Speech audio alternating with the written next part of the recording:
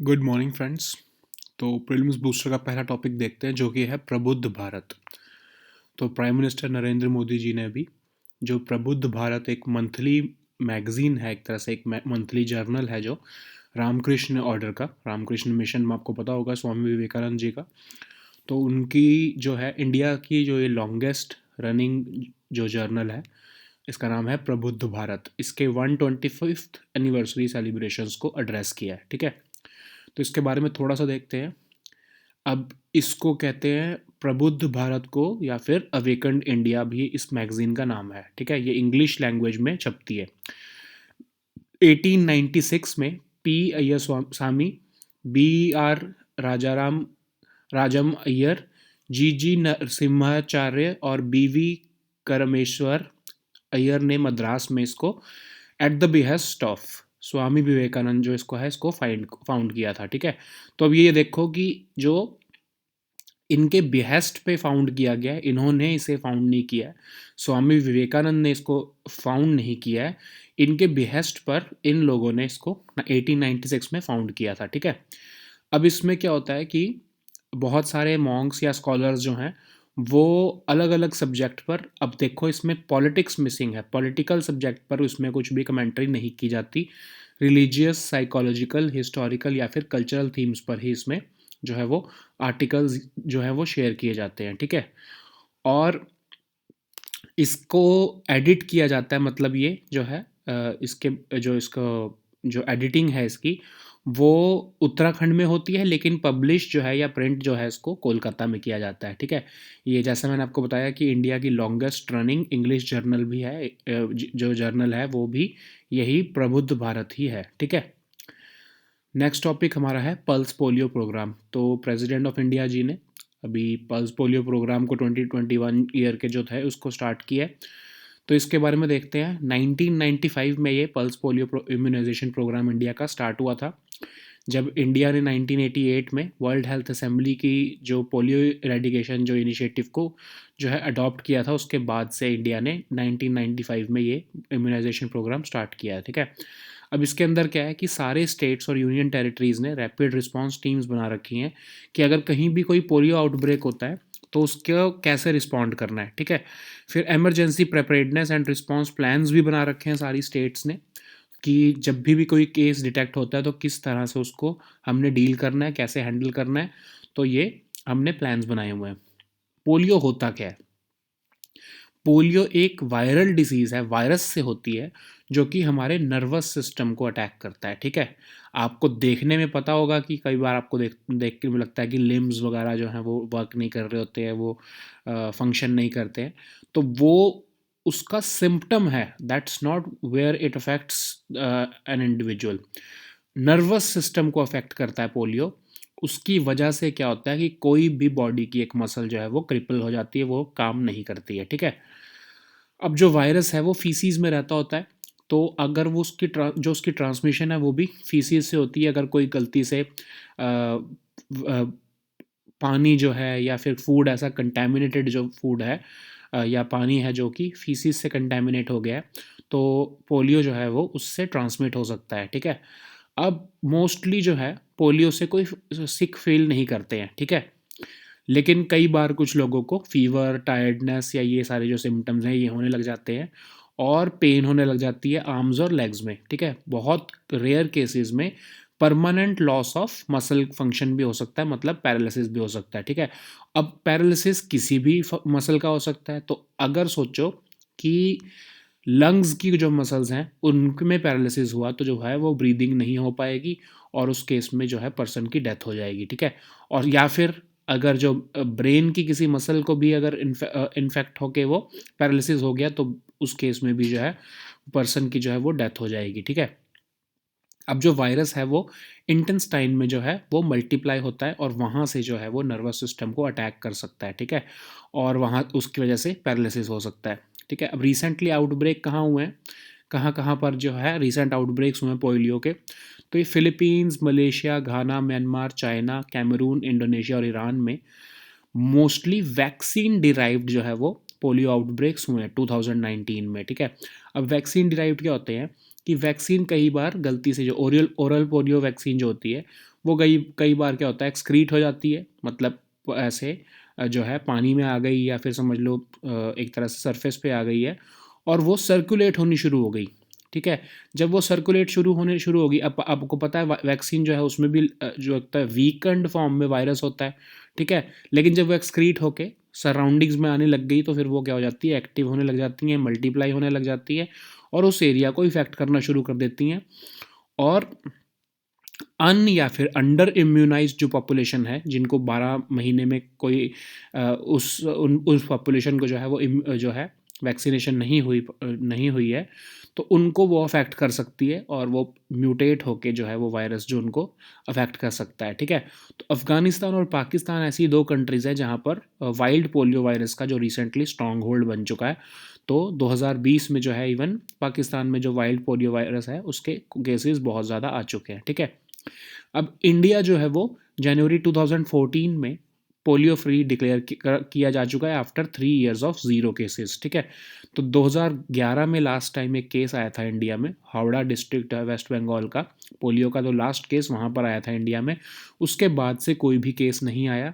तो 3 साल तक जब कोई केस नहीं आता है तो हम कह देते हैं कि वो एरिया जो है वो पोलियो फ्री जो है वो कंट्री हो चुकी है। तो ठीक है, तो जनवरी 2011 के बाद जब 3 साल कंप्लीट हुए तो 2014 जनवरी में इंडिया जो है उसको पोलियो फ्री स्टेटस मिल चुका था। ठीक है, अब नेक्स्ट हमारा टॉपिक है एंटी फ्रीज। एंटी फ्रीज क्या होता है कि कोई भी एक सब्सटेंस जो कि आप लिक्विड में डालोगे, जिससे क्या हो, उस लिक्विड की, समझ लो पानी को ही लगा लो आप, अगर पानी में कोई ऐसा सब्सटेंस डालो जिससे पानी का जो फ्रीजिंग का जो पॉइंट है वो कम हो जाए। ठीक है, मतलब कि जल्दी वो फ्रीज ना हो, तो ठीक है, जान के उसको यूज़ किया जाता है। जो है इथिलीन ग्लाइकोल को यूज़ किया जाता है कि जो है किसी भी लिक्विड में, जैसे ऑटोमोटिव जो हमारे पार्ट्स होते हैं, जो हमारे इंजन के पार्ट्स होते हैं, उसके अंदर उसको यूज़ किया जाता है ताकि जो है लिक्विड्स का जो फ्रीजिंग पॉइंट है वो कम हो जाए, जल्दी वो फ्रीज़ ना हो। ठीक है, तो 11 यूएस सोल्जर्स ने गलती से जो है एथिलीन ग्लाइकोल जो कि एंटी फ्रीज की तरह यूज़ किया जाता है, उसको गलती से ड्रिंक कर लिया था अभी रिसेंटली। तो ये है क्या एंटी फ्रीज, जो ये हमारा इथिलाइन ग्लाइकोल है, ये है क्या? तो इथिलाइन ग्लाइकोल जो है वो एक इंडस्ट्रियल कंपाउंड है जो कि हमारे ऑटोमेटिव एंड पार्ट्स में यूज़ किया जाता है एंटी फ्रीज की तरह से। हाइड्रोलिक ब्रेक फ्लूइड, ताकि जो फ्लूइड्स हैं वो जम ना जाएं, इसके लिए उसको यूज़ किया जाता है।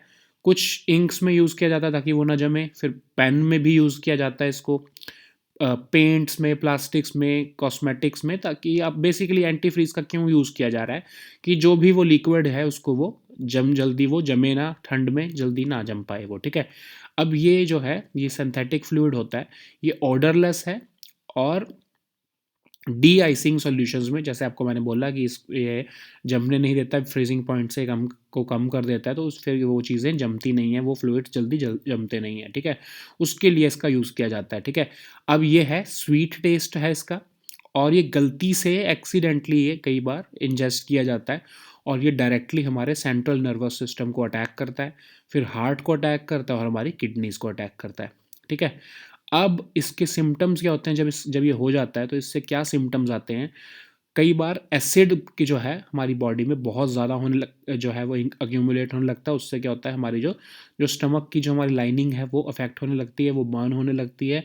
हमारे को अल्सर की प्रॉब्लम आ सकती है उससे, फिर रीनल डिस्फंक्शन हो सकता है इससे, या फिर हाइपर कैलेमिया, जिसमें क्या होता है कि पोटेशियम बॉडी में बहुत ज़्यादा अक्यूमुलेट हो जाता है, और नॉर्मल से ज़्यादा अक्यूमुलेट हो जाता है, फिर उससे जो है हमारी बॉडी में अनईज होने लग जाती है। ठीक है, अब कई केसेस में डेथ भी हो सकती है विद इन फर्स्ट 24 आवर्स, या फिर permanent damage to nervous system भी हो सकता है। ठीक है, अब हम देखते हैं नेक्स्ट टॉपिक। अब इसमें देखो कि परमानेंट अगर ये नर्वस सिस्टम को अटैक कर रहा है तो उसमें ब्लाइंडनेस भी आ सकती है, और डिक्रीज मेंटल फंक्शनिंग भी हो सकती है।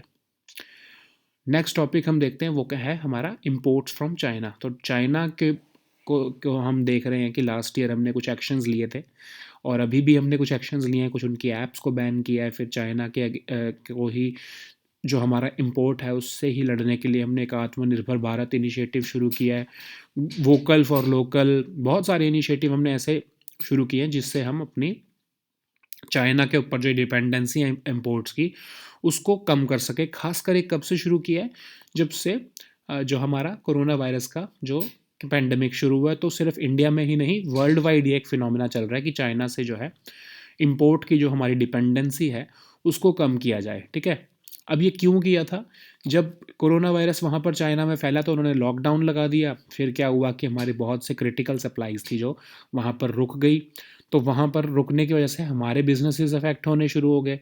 ठीक है, तो तब से सारी कंट्रीज़ ने कहा कि हमको डाइवर्सिफाई करने की ज़रूरत है, हमारी सप्लाई चेन को डाइवर्सिफाई करने की ज़रूरत है। अगर हम सिर्फ एक ही कंट्री पे डिपेंडेंट रहेंगे इंपोर्ट्स के लिए तो हमारे बिजनेसेस को खतरा हो सकता है। समझ लो कल को अगर वहाँ पर कुछ नेचुरल अर्थक्वेक वगैरह आ गया या नेचुरल कोई डिज़ास्टर आ गया तो पूरे वर्ल्ड वाइड इकोनॉमी क्योंकि उन पर डिपेंडेंट है, तो हमें उसका बहुत ज़्यादा झेलना पड़ेगा। ठीक है, तो अब देखते हैं कि इश्यूज़ क्या हैं। एक मोबाइल फ़ोन का एक एग्जांपल देते हैं कि एक मोबाइल फ़ोन को बनाने के लिए 85% जो उसमें कंटेंट लग रहा है वो सिर्फ चाइना से आता है। ठीक है, अब ऐसे ही अगर हमको पेनिसिलिन बनाना है, जो हमारा एक आपको पता है ना एक हमारी मेडिसिन होती है, तो ये पेनिसिलिन को बनाने के लिए भी जो उसमें एक्टिव फार्मास्यूटिकल इंग्रेडिएंट्स लगते हैं उसके वो भी हम जो है एक्टिव फार्मास्यूटिकल इंग्रेडिएंट्स क्या होते हैं, एक तरह से रॉ मटेरियल जो होता है हमारा मेडिसिन का, उसके लिए भी हम चाइना के ऊपर डिपेंडेंट है। ठीक है, तो हम इतना ज़्यादा डिपेंडेंसी है हमारी क्रिटिकल चीज़ों के लिए कि हमको डाइवर्सिफाई करना बहुत ज़रूरी है।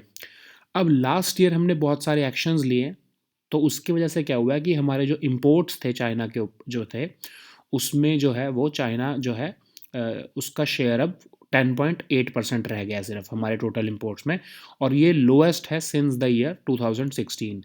जो टू वे ट्रेड है वो 87.6 बिलियन डॉलर पर पहुंच गया 2020 में, और ये भी मतलब 5.6% जो है उसका डिक्लाइन हुआ है।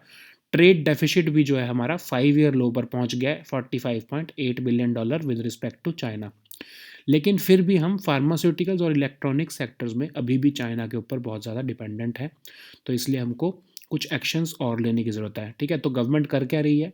अभी आपने देखा है, हमने पहले भी कई बार डिस्कस किया प्रीलिम्स बूस्टर में भी, प्रोडक्शन लिंक्ड इंसेंटिव स्कीम निकाली है जिसके अंदर क्या है कि डोमेस्टिक मैन्युफैक्चरिंग को बूस्ट करने के लिए कुछ इंसेंटिव्स अनाउंस किए हैं, जैसे 4%, 6%। आपको देखा था ना इंक्रीमेंटल सेल्स के ऊपर, हमने देखा था कि रेवेन्यू बढ़ रहा है, अगर सेल्स बढ़ रही है, प्रोडक्शन बढ़ रही है, तो उसके ऊपर जो गवर्नमेंट जो है वो इंसेंटिव्स दे रही है। 4% से 6% के आसपास के कुछ इंसेंटिव्स देखे थे हमने। फिर हमारी गवर्नमेंट ने फॉरेन मिशंस को कहा है कि आप ऑल्टरनेटिव्स जो है इंडिया के रूप में ऑल्टरनेटिव्स दो। बाहर की जो कंट्रीज़ हैं उनको बोलो कि आप कम मेक इन इंडिया, और उनको आप कन्विंस करो कि सब जो अपने सप्लाई चेन है उसको एक तरह से डाइवर्सिफाई करो। ठीक है, और जो फ्री ट्रेड एग्रीमेंट्स हैं हमारे ट्रेडिंग पार्टनर्स के साथ उसका मैक्सिमम यूज़ करो, और इंडिया का जो है जो क्रिटिकल इंपोर्ट्स हैं वो हम सिर्फ चाइना की बजाय बाकी कंट्रीज से भी इंपोर्ट करना ज़्यादा शुरू करें, अपने फ्री ट्रेड एग्रीमेंट्स का बेनिफिट लें। ठीक है, अब अपॉर्चुनिटीज़ कहाँ कहाँ पर हैं? अब जब से कोरोना वायरस का जो सिचुएशन आई है तब से बहुत सारी कंट्रीज़ ने ये पुश किया है कि हम चाइना से बिल्कुल हम ख़त्म तो नहीं कर सकते अपना जो डिपेंडेंसी है, लेकिन yes we can diversify our global supply chains. तो उसके लिए हमको कुछ एक्शंस लेने बहुत ज़रूरी हैं। ठीक है, अब सिमिलरली इंडिया जो है वो पहले इम्पोर्ट डिपेंडेंट था चाइना के ऊपर फॉर स्टील। ठीक है, स्टील इंपोर्ट्स के लिए इंडिया डिपेंडेंट होता था चाइना के ऊपर, लेकिन अब वो 2.8 बिलियन डॉलर से जो है वो अब लेस देन 1 बिलियन डॉलर पर रह गया है चाइना से इम्पोर्ट ऑफ स्टील हमारा। क्यों? क्योंकि हमने साउथ कोरिया जो है वो एज एन अल्टरनेटिव देख लिया है, क्योंकि हमारा साउथ कोरिया के साथ ऑलरेडी हमारा एफटीए था, फ्री ट्रेड एग्रीमेंट, तो हमने उसका बेनिफिट लेते हुए चाइना से जो हमारे स्टील इंपोर्ट्स थे उसको हमने शिफ्ट करके साउथ जो हमारा कोरिया है उसकी तरफ को शिफ्ट कर लिया है। ठीक है, अब सिमिलरली लास्ट ईयर क्या हुआ है कि एक और अच्छी न्यूज़ आई है कि हमारा जो एक्सपोर्ट्स हैं चाइना की तरफ वो भी जो है पहली बार 20 बिलियन डॉलर पर को क्रॉस किए हैं। तो एक तरह से इसी वजह से क्या हो रहा है कि इंपोर्ट्स थोड़े हमारे कम हुए हैं और एक्सपोर्ट्स हमारे थोड़े ज़्यादा बढ़े हैं, तो हमारा जो है ये ट्रेड डेफिसिट जो है वो 5 ईयर लो पर पहुंच चुका है, $45.8 बिलियन पर पहुंच चुका है, ठीक है। तो that's a very good news for us and this trend should continue. और नेक्स्ट टॉपिक हम देखते हैं वो है ट्रॉपिकल साइक्लोन्स। तो अभी रिसेंटली एक स्टडी आई है और उन्होंने कहा है कि जितने भी वर्ल्ड के ट्रॉपिकल साइक्लोन्स हैं वो लैंड के लिए, लैंड की तरफ ज़्यादा जल्दी अब मूव कर रहे हैं, ठीक है। अब इसमें है क्या, ये स्टडी कह क्या रही है कि हर डेकेड में जो ट्रॉपिकल साइक्लोन्स हैं वो वेस्टवर्ड मूव कर रहे हैं अबाउट 30 किलोमीटर्स पर डेकेड सिंस 1982, ठीक है। उससे क्या हो रहा है, आपको पता है ना कि जो ट्रॉपिकल साइक्लोन्स हैं वो ईस्ट से वेस्ट की तरफ मूव करते हैं। आपको पता है ईस्ट से वेस्ट मतलब ये हमारा ईस्ट है, तो इस तरह से हम वेस्ट की तरफ मूव करते हैं। तो ये ट्रॉपिकल साइक्लोन्स चलते हुए समझ लो बे ऑफ बंगाल से जो है वो हमारे पेनिनसुलर इंडिया की तरफ जब मूव कर रहे हैं, तो ये ईस्ट से वेस्टवर्ड इनका शिफ्ट है। तो ये क्या हो रहा है कि हर 10 साल में 30-30 किलोमीटर जो है वो आगे आगे बढ़ी जा रहे हैं। मतलब बे ऑफ बंगाल में अगर एक पॉइंट पर पहले आता था समझ लो 1982 में, तो 1992 में जो है वो जो उसकी ओरिजिनेट हो रहा है जो ट्रॉपिकल साइक्लोन, वो 1992 में 30 किलोमीटर आगे मतलब 30 किलोमीटर वेस्टवर्ड शिफ्ट हो रहा है। तो क्या हो रहा है कि और ज़्यादा जो है हमारे लैंड के पास आता जा रहा है, ये साइक्लोन जो है ओरिजिनेट ज़्यादा क्लोज होता जा रहा है, ठीक है। अब ये फिनोमिना हर जगह दिख रहा है, लेकिन अटलांटिक जो हरिकेन्स हैं वहाँ पर ये फिनोमिना नहीं दिख रहा है, ठीक है। तो और इसमें लिखा है कि हर डेकेड में कम से कम 2 ऐसे साइक्लोन्स ज़रूर आ रहे हैं जो कि लैंड से 200 किलोमीटर दूर जो है वो ही ओरिजिनेट होने लग गए हैं, ठीक है। तो अब क्या हो रहा है कि लैंड के 200 किलोमीटर के पास के रेडियस में ही, मतलब पास के जो एरिया में ही वो अब ये ट्रॉपिकल साइक्लोन्स जो हैं वो ओरिजिनेट होने शुरू हो गए हैं। तो ये एक तरह से बहुत खतरे की बात है हमारे लिए कि बिल्कुल हम लैंड के जब वो पास आते रहेंगे तो उनकी इंटेंसिटी बहुत ज़्यादा होएगी। अभी क्या होता है कि उनकी इंटेंसिटी दूर होती है, तो वो जब तक हमारे लैंड के पास आते हैं तब तक वो अपनी जो इंटेंसिटी को थोड़ा खो चुके होते हैं। लेकिन अब अगर वो बहुत ही पास हमारे ओरिजिनेट होंगे तो उनकी इंटेंसिटी बहुत हाई होगी, तो वो डिस्ट्रक्शन ज़्यादा कॉज करेंगे हमारी लैंड पे आके। अब ये हो क्यों रहा है, अब हो क्यों रहा है इसका जो है रीज़न कोई खास मिला नहीं है, साइंटिस्ट को उसके ऊपर रिसर्च चल रही है। बट येस ऑफ कोर्स कि वो कह रहे हैं कि क्लाइमेट चेंज जो है, क्लाइमेट साइकिल्स जो हैं उसकी वजह से ऐसा कि हो रहा है कि जो है ये वेस्टवर्ड शिफ्ट जो है साइक्लोन्स का होता जा रहा है हर डेकेड में। और जो स्टॉर्म्स हैं, जो साइक्लोनिक स्टॉर्म्स हैं वो बहुत ज़्यादा जो है स्ट्रॉन्ग होती जा रही हैं, बहुत ज़्यादा वेट होती जा रही हैं, पोलवर्ड शिफ्ट इनका हो रहा है ज़्यादा, पोल की तरफ भी आनी शुरू हो रही हैं, अब धीरे धीरे ऊपर ऊपर जाती जा रही हैं। ट्रॉपिकल साइक्लोन्स जो हैं वो उनकी मूवमेंट पोल की तरफ भी शिफ्ट होती जा रही हैं, स्लो मूव करते हैं और जो है ये अपनी पावर को ज़्यादा देर जो है होल्ड करके रख पा रहे हैं आफ्टर हिटिंग द लैंड। नहीं तो हमने देखा है ना कि जब ये लैंड फॉल करता है जो साइक्लोन, फिर ये अपनी इंटेंसिटी और अपनी पावर को स्लो एक तरह से खोने लग जाता है। लेकिन अब कह रहे हैं कि फिर भी ये जो है आफ्टर हिटिंग द लैंड भी अपनी पावर को होल्ड कर पा रहे हैं ज़्यादा देर, ठीक है। अब अटलांटिक में ये फिनोमिना क्यों नहीं हो रहा है, क्योंकि अटलांटिक में जो है जो अटलांटिक ओशन है, जो अटलांटिक में जो हरिकेन जोन है जहाँ पर हरिकेन आते हैं वो सराउंडेड बाय द कॉन्टिनेंट्स है, तो वहाँ पर ये वेस्टवर्ड शिफ्ट जो है वो इतना ज़्यादा देखने को नहीं मिल रहा है। सबसे ज़्यादा ट्रॉपिकल जोन्स कहाँ पर आते हैं, वेस्टर्न पैसिफिक ओशन में, तो वहाँ पर भी ये जो है फिनोमिना देखने को मिल रहा है हमको। और ये जो आपको पता ही होगा कि ट्रॉपिकल जो साइक्लोन्स होते हैं ये ईस्ट से वेस्ट मूव करते हैं। क्यों क्यों मूव करते हैं, क्योंकि ट्रेड विंड्स जो हैं हमारी ट्रॉपिक्स में वो ईस्ट से वेस्ट ही मूव करती हैं, तो उसी को ही ट्रेंड को ही फॉलो करते हैं। अब ये चेंज जो हमारे एटमॉस्फेरिक करंट्स हैं, जो आपको पता होगा, आपको पता है कि हमारे एटमॉस्फेयर में करंट्स चलते हैं, वाटर करंट्स भी और जो एयर करंट्स हैं उनका भी जो है रीज़न हो सकता है कि उसकी वजह से भी जो है कुछ क्लाइमेट साइकिल्स में चेंज आ रहा है और उसकी वजह से भी ये वेस्टवर्ड शिफ्ट जो है हमारा इतनी तेज़ी से बढ़ता जा रहा है, ठीक है। अब साइक्लोन्स होते क्या हैं, साइक्लोन्स ओरिजिनेट होते हैं वार्म ट्रॉपिकल ओशंस में, और ये ट्रॉपिकल एरियाज़ में एक तरह से ओरिजिनेट होते हैं जैसे आपको पता है। और ये कोस्टल एरियाज़ में जब आते हैं तो violent winds, very heavy rainfall और स्टॉर्म जो है वो लेकर आते हैं। इसको इंडियन ओशन में साइक्लोन्स कहा जाता है, अटलांटिक में हरिकेन्स कहा जाता है, वेस्टर्न पैसिफिक या साउथ चाइना सी में इनको टाइफून्स कहा जाता है और वेस्टर्न ऑस्ट्रेलिया में इसको विली विलीज कहा जाता है। ठीक है, अब ये फॉर्म कैसे होता है कि एक साइक्लोन जो है वो अपनी एनर्जी डिराइव करता है कंडेंसेशन प्रोसेस से, जो कि क्यूमुलोनिम्बस क्लाउड्स। अब आपको पता है ना, बहुत सारी तरह के क्लाउड्स होते हैं, निम्बोस्ट्रेटस, क्यूमुलोनिम्बस, फिर स्ट्रेटस या निम्बस क्लाउड्स, बहुत सारे तरह के होते हैं। तो उसमें जो क्यूमुलोनिम्बस क्लाउड्स होते हैं उसमें ही जो है उन्हीं की वजह से ही साइक्लोन फॉर्म होता है। तो उन्हीं में जो कंडेंसेशन प्रोसेस है उसी से एनर्जी डिराइव करते हैं साइक्लोन, और ये स्टॉर्म बन जाते हैं। जब ये टेरेस्ट्रियल रीजन में आते हैं, जब मतलब एक तरह से जब ये लैंड पे आते हैं, तो इनको मॉइस्चर और जो है की जो सप्लाई है वो, क्योंकि वो ओशन से नहीं मिल रही, तो इनकी जो है सप्लाई कट ऑफ हो जाती है। फिर ये स्टॉर्म जो है वो धीरे धीरे डिसिपेट होनी शुरू हो जाती है। जैसे ही ये लैंडफॉल करते हैं, लैंडफॉल मतलब जैसे ये कोस्ट पे आए तो उस जहाँ पर भी ये कोस्ट पे आ जाते हैं उस एरिया को कहा जाता है लैंडफॉल ऑफ द साइक्लोन। जहाँ पर ये लैंडफॉल करने जब जब ये करते हैं तो उस एरिया से इनकी जो सप्लाई है मॉइस्चर की वो कट हो जाती है, और फिर धीरे धीरे इनकी जो है वो एनर्जी भी ख़त्म होने लग जाती है और इनकी पावर कम होने लग जाती है। ठीक है, लेकिन यही कहा जा रहा है कि फिर भी ये पावर जो है रिटेन कर पा रहे हैं आजकल, और ये ट्रेंड देखा जा रहा है because of climate change of course, कि ये जो है पावर अपनी बहुत ज़्यादा देर तक होल्ड कर पा रहे हैं आजकल। ठीक है, अब इसमें एक बहुत इंपॉर्टेंट कंसेप्ट होता है आई का। अब आई में क्या होता है कि आई एक एरिया है, ये साइक्लोन के बिल्कुल बीच का एरिया होता है, बिल्कुल मिडल का एरिया होता है। तो साइक्लोन में क्या होता है कि आई का जो एरिया है वो बहुत एक काम वेदर का होता है, वो एक लो प्रेशर एरिया होता है। तो समझ लो होता क्या है कि कोस्ट पे समझ लो एक साइक्लोन आया, ठीक है, तो बहुत तगड़ी स्टॉर्म आती है।